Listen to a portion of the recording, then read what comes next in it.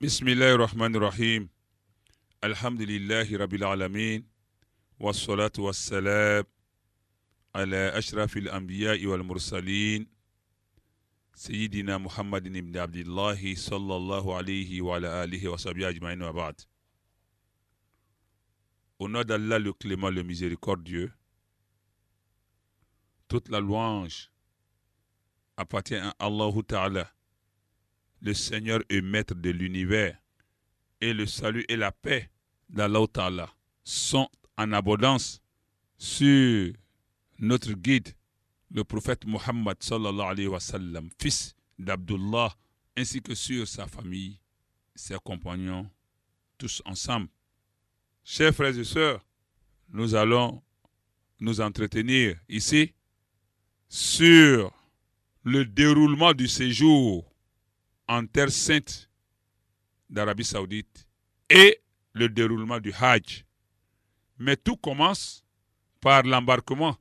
Mon frère, ma soeur, dès que tu prends place à bord de l'avion, récite l'invocation du voyageur comme avait l'habitude de le faire le prophète Mohammed sallallahu alayhi wa sallam lorsqu'il montait sur sa chamelle al-Qaswa ou toute autre monture. Le prophète disait ceci sallallahu alayhi wa sallam: Allahu Akbar, Allahu Akbar, Allahu Akbar. Subhanalladhi sakhara lana hadha wa ma kunna lahu muqrinin wa inna ila rabbina lamunqalibun. Allahumma inna nas'aluka fi safarina hadha albirra wattaqwa wa min al'amali ma tarda. Allahumma hawwin alayna safarana hadha watwi anna bu'dah. Allahumma anta as-sahibu fi safar wal khalifatu fi al-ahl.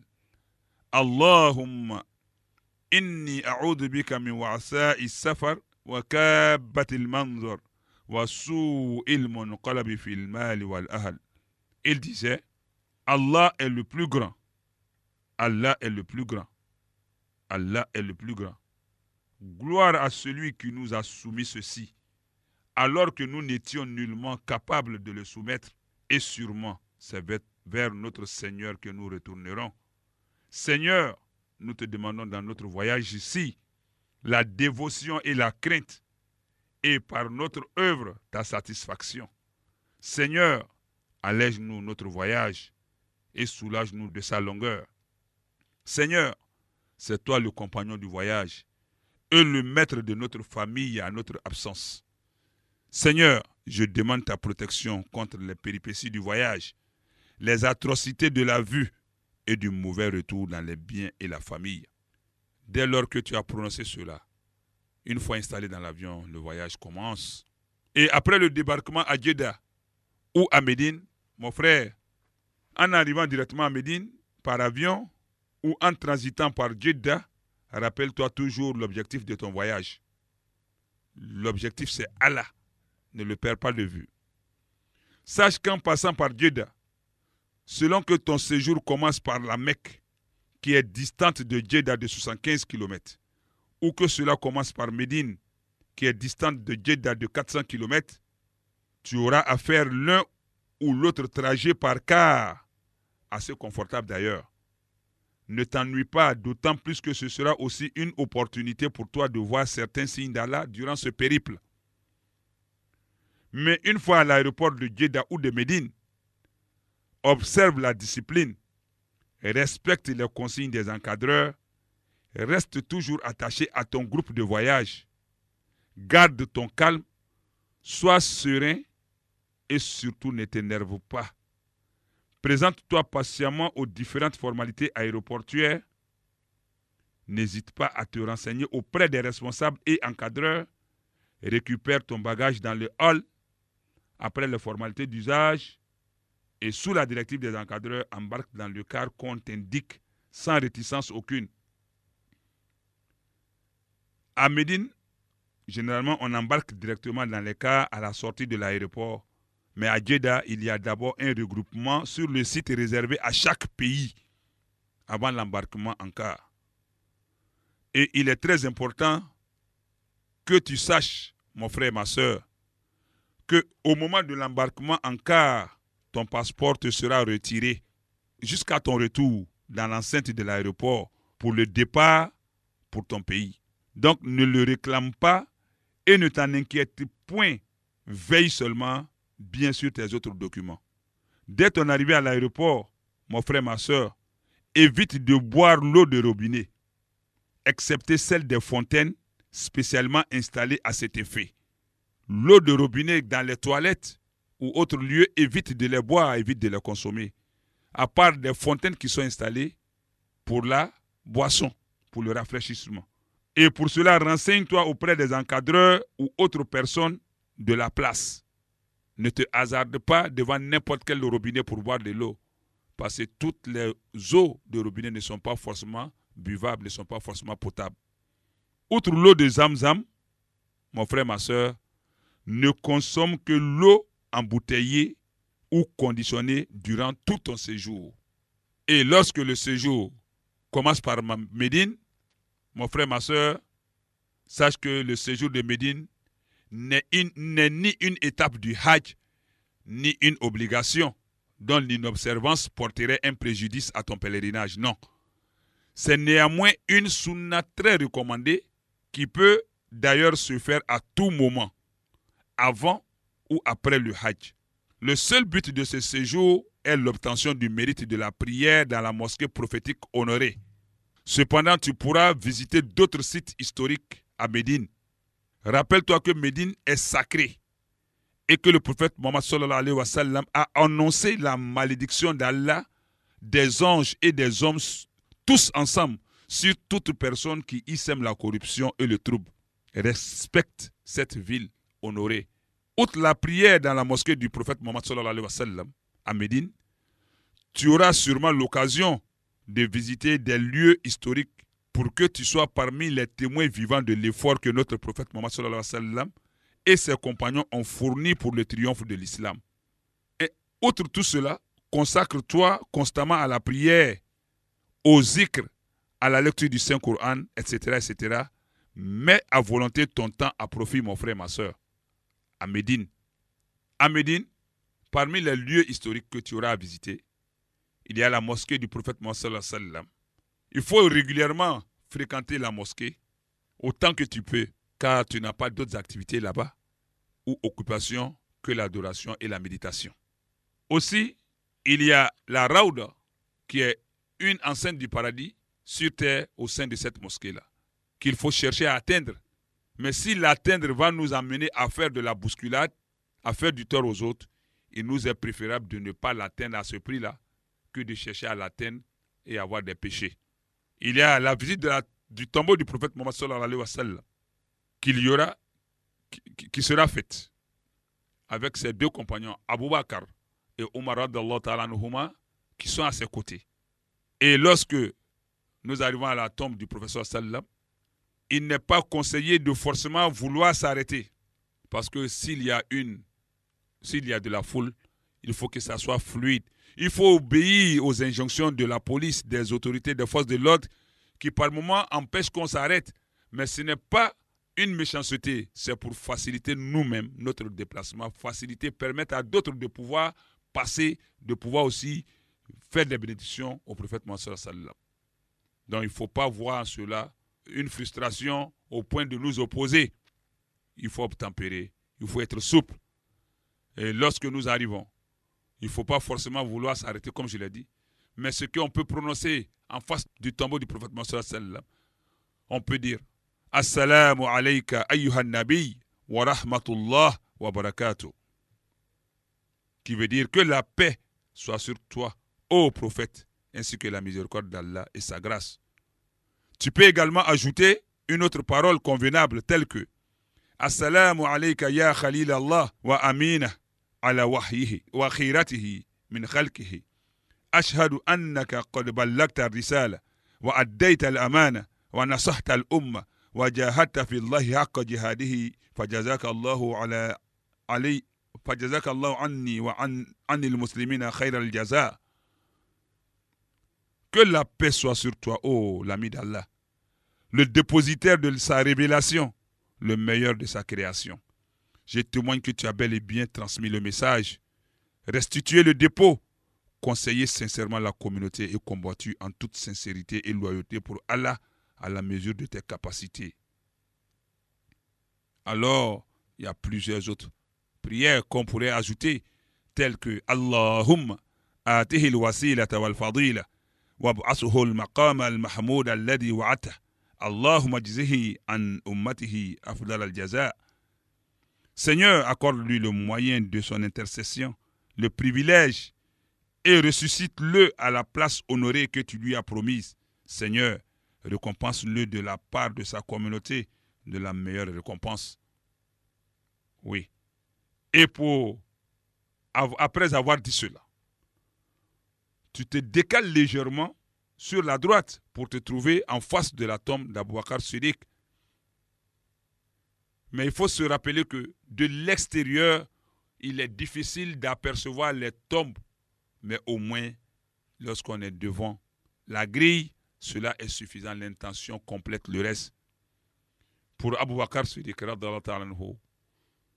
mon frère, ma soeur, tu pourrais dire ceci. Assalamu alayka ya Aba Bakr. Assalamu alayka ya Khalifata Rasulillah sallallahu alayhi wa sallam fi ummatihi. Radiyallahu ank wa jazaka an ummati Muhammadin sallallahu alayhi wa sallam khayra. Que la paix soit sur toi, ô Abou Bakr. Que la paix soit sur toi, ô le successeur du messager d'Allah sallallahu alayhi wa sallam dans sa communauté. Qu'Allah soit satisfait de toi et qu'il te récompense au nom de la communauté de Muhammad sallallahu alayhi wa sallam en bien. Ensuite, tu te décales légèrement, encore sur ta droite, pour te mettre en face de la tombe de Omar ibn Khattab radiyallahu ta'ala anhu, et tu dis Assalamu alayka ya Omar. Assalamu alayka ya Amir al-Mu'minin. Radiyallahu ank wa jazaka an ummati Muhammadin sallallahu alayhi wa sallam khayra. Que la paix soit sur toi, ô Omar. Que la paix soit sur toi, ô l'amir des croyants. Qu'Allah soit satisfait de toi et qu'il te récompense au nom de la communauté de Muhammad sallallahu alayhi wa sallam en bien. Comme je l'ai dit, si l'occasion s'y prête, on s'arrête, on se décale légèrement pour le faire. Dans le cas contraire, de passage, il est préférable de le faire pour éviter la bousculade, pour éviter de faire du tort aux autres. Mon frère et ma soeur, observe bien ces préceptes pour ne pas avoir la malédiction du prophète sur toi pour avoir fait du tort à quelqu'un dans sa mosquée, dans sa cité. Mon frère, ma soeur, n'oublie pas également que tu es chez le prophète Mohammed sallallahu alayhi wa sallam. Alors évite tout bruit et toutes sortes de troubles. Comme Allah le dit dans le Coran. Inna alladhina yaghudduna aswatahum inda rasulillah ulaika alladhina imtahana Allahu qulubahum litaqwa lahum maghfiratun wa ajrun azim. Chapitre 49, Surat al-Hujurat, verset 3. Allah dit, ceux qui auprès du messager d'Allah baissent leur voix sont ceux dont Allah a éprouvé les cœurs pour la piété. Ils auront un pardon et une énorme récompense. Chapitre Les Appartements, 49, verset 3. Donc, lorsqu'on est dans la mosquée, chez le professeur sallam, évitons d'élever la voix. Évitons de nous quereller. Alors, il ne faut rien demander au prophète directement, car il nous l'a interdit lui-même avant sa mort. Et il a dit, Ida sa'alta fas'alillah wa iza sta'anta fasta'in billah. Si tu demandes, demande à Allah, et si tu implores de l'aide, implore-la d'Allah. Ne te frotte pas au mur, ni aux portes, ni aux grilles, ou toute autre partie de la mosquée ou de la Kaaba, à la Mecque aussi, en vue d'en acquérir quelques biens, car tout cela est de l'hérésie qui pourrait te conduire à l'associationnisme. Rien de tout cela n'a de fondement. Mon frère, ma soeur, évite d'annuler ton hajj.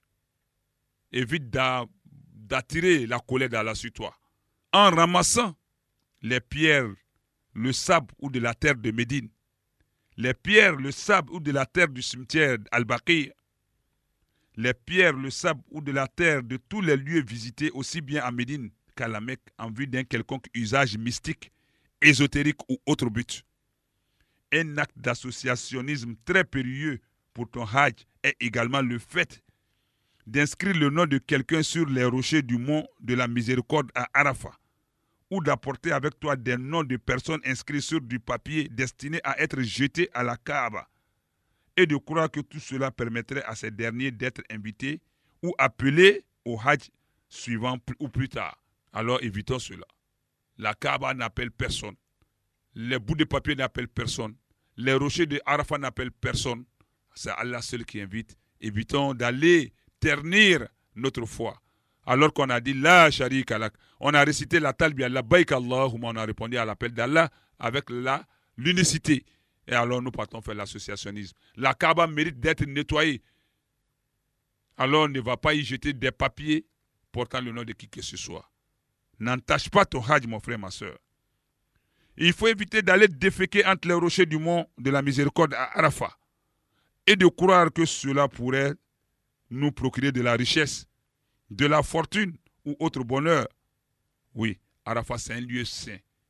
Il faut veiller à sa pureté, à sa propreté. Le pèlerinage est une invitation solennelle d'Allah à ses serviteurs qui sont sélectionnés par lui-même Allah chaque année en vue de lui témoigner de plus belle leur dévotion et proclamer son unité absolue. Son unicité absolue.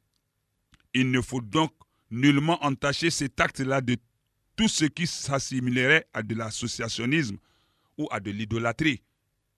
Mon frère, ma soeur, tu auras aussi également à visiter des lieux à la Mecque, mais à Médine, il y a le cimetière Al-Baqi qui peut être visité pour prier pour ses occupants et être témoin vivant de ce cimetière-là. Il y a aussi la mosquée de Quba que tu auras à visiter. Et c'est la toute première mosquée qui a été construite à Médine par le prophète Mohammed sallallahu alayhi wa sallam. Et lui-même, de ses propres mains, a participé à sa construction. Et également, c'est une sunna, une tradition du prophète Mohammed sallallahu alayhi wa sallam, que de faire tes ablutions à ton hôtel pour te rendre à la mosquée de Quba afin d'y accomplir 2 rakats comme le prophète lui-même sallallahu alayhi wa sallam aimait le faire, surtout les samedis. Et il dit de s'y rendre pour accomplir la prière en disant que quiconque se purifie chez lui et se rend à la mosquée de Quba pour y accomplir une prière aura la récompense d'une umrah. Donc pendant que tu es à Médine, il faut en profiter. Donc à la lumière de ce hadith, il sera plus méritoire pour toi de faire ton ablution à l'hôtel avant de t'y rendre. Mais si en cas d'impossibilité de faire ton ablution à l'hôtel, tu peux t'y rendre tout de même et faire tes ablutions sur place là-bas. Mais il en est de même pour celui qui a même déjà fait ses ablutions à l'hôtel chez lui, mais qui en cours de route a vu son ablution annulée. Ce dernier arrivé là-bas renouvelle son ablution, mais il faut aller faire 2 rakats à la mosquée de Quba pour avoir le mérite d'une umrah. Il y a aussi lieu à visiter à Médine, le lieu de la bataille de Uhud, où gît le corps de 70 compagnons du prophète qui ont perdu la vie durant cette bataille-là, qui sont les martyrs de Uhud. Il y a ce lieu aussi qui sera à visiter, Inch'Allah, une fois à Médine. Alors, mon frère, ma soeur, voici pour l'essentiel ce que tu auras à faire à Médine pendant ton séjour. Et de là, tu vas te rendre à la Mecque. Et une fois que le moment va être arrivé, il va falloir te procurer ton ihram pour l'homme, ce qui est composé de 2 étoffes que tu pourras acheter à Médine. Si tu en as déjà ici, depuis le pays, tu peux partir avec. Et les femmes, généralement, partent avec leur ihram cousu d'ici, puisque leur ihram n'a pas trop de restrictions comme pour les hommes. Alors, depuis l'hôtel à Médine, tu peux déjà faire ton grand bain. Même si il est faisable, il est mieux de le faire au Mikat, au lieu de sacralisation, mais pour des raisons de commodité et de foule, pour éviter de s'égarer, il est mieux de se laver à l'hôtel de son grand bain de Janaba. Mais avant de le faire, il est mieux de se rogner les ongles, leur faire couper les ongles, se raser la moustache pour les hommes, les aisselles, le pubis, etc., etc., hommes et femmes. Et ensuite, se laver, porter son ihram, mais l'intention va se prendre au mikat, au lieu de sacralisation, Pour ce qui est de Médine, c'est Zul Hulayfa, ou encore à Abar Ali, ou encore à Biar Ali. C'est une localité qui est située à 12 km du centre-ville de Médine. À partir de la mosquée du professeur Sallam, alors la distance jusqu'à Zul Hulayfa, cela fait 12 km.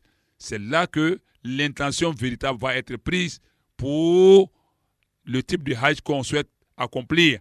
Mais le type de Hajj généralement accompli par la Côte d'Ivoire, c'est le Tamattu, c'est-à-dire accomplir la Umrah, se désacraliser de la petite désacralisation, la première désacralisation. Ensuite, le 8e jour du mois de Hajj, se sacraliser à nouveau pour le Hajj.